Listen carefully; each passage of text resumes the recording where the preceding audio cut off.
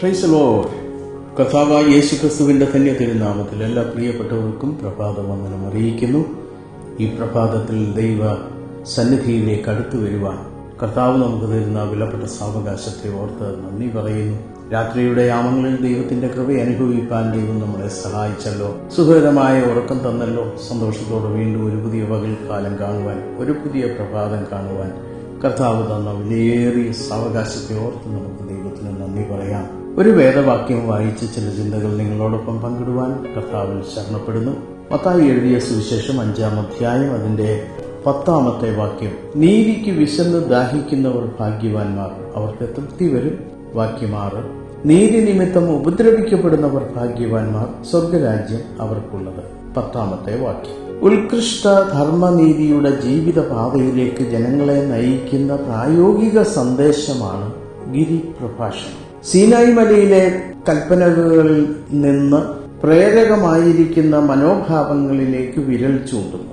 ഗിരിപ്രഭാഷണത്തിന്റെ പ്രാരംഭമായി 5-ാം അധ്യായം 3 മുതൽ 10 വരെയുള്ള വാക്യങ്ങളിൽ അനുഗ്രഹം ആശംസിക്കുന്ന 8 അനുഗ്രഹ വചസ്സുകൾക്ക് മലയാള വിവർത്തനത്തിൽ ഭാഗ്യവാന്മാർ എന്നും ഇംഗ്ലീഷ് തർജ്ജമയിൽ ബിയാറ്റിറ്റ്യൂഡ്സ് എന്നുമാണ് പറയുന്നത്. അനുഗ്രഹാവസ്ഥ എന്നാണ് ഈ വാക്കുകളുടെ പൊതുവായ അർത്ഥം. ഇപ്പോഴുള്ളതും ഇനി പൂർണ്ണമാകേണ്ടതുമായ ദൈവരാജ്യത്തെക്കുറിച്ചുള്ള അനുഗ്രഹ വർണ്ണനയിൽ നിസ്സംഗരായി കഴിയുന്നവരല്ല അനുഗ്രഹീതർ. വരുവാനുള്ള ദൈവരാജ്യത്തിൽ അനുസ്യൂതമായി പ്രവർത്തിക്കുന്നവരും പ്രവർത്തിക്കേണ്ടവരുമാണവർ. സകലവും വിട്ട് യേശുവിനെ അനുഗമിക്കുന്നവർക്കാണ് ഈ അനുഗ്രഹ വചസ്സുകൾ വാഗ്ദാനം ചെയ്യുന്നത്. ഇത് 12 ശിഷ്യന്മാർക്ക് മാത്രമുള്ളതല്ല, യേശുവിന്റെ ഭാവവും ശൈലിയും നെഞ്ചിലേറ്റുന്ന എല്ലാവർക്കുമുള്ളതാണ്. ദൈവിക അനുഗ്രഹവും സഹായവും ഉണ്ടാകുന്നത് ദാരിദ്ര്യത്തിലല്ല, പിന്നെയോ ദരിദ്രരിലാണ്. സാമ്പത്തിക അനീതി മൂലം മനസ്സും ആത്മാവും തകർന്നുപോയവരാണ് ദരിദ്രർ. ആത്മാവിൽ ദരിദ്രരായവർ എന്നിവിടെ അർത്ഥമാക്കുന്നത് ആധ്യാത്മികമായി ദാരിദ്ര്യമുള്ളവർ എന്നല്ല, പിന്നെയോ ഒരാളുടെ ആന്തരിക ഊർജ്ജസ്വലതയും ബലവുമാണ് സൂചിപ്പിക്കുന്നത്. എബ്രായ ഭാഷയിൽ ആത്മാവ് അല്ലെങ്കിൽ റൂഹ് അതാണ് അർത്ഥമാക്കുന്നത്. ശാരീരിക ശക്തിയിലും ഊർജത്തിലും കുറവുള്ളവരും ഹൃദയം നുറങ്ങിയവരും മനസ്സ് തകർന്നവരുമാണ് ആത്മാവിൽ ദരിദ്രർ.